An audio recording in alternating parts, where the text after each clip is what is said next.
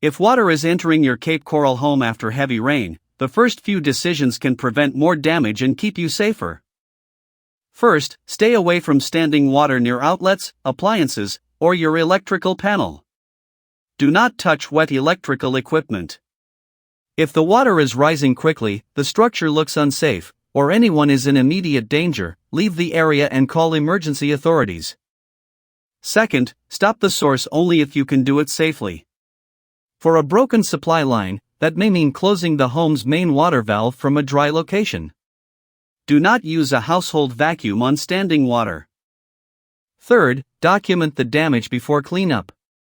Take wide photos, close-ups, and a short video.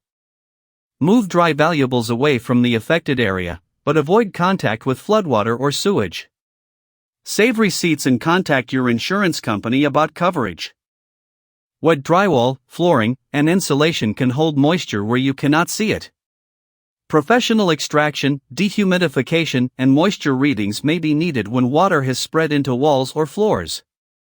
The EPA recommends drying wet materials within 24 to 48 hours to reduce the chance of mold growth.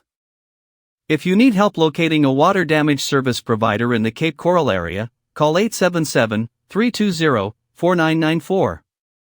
Again, that's 877-320-4994.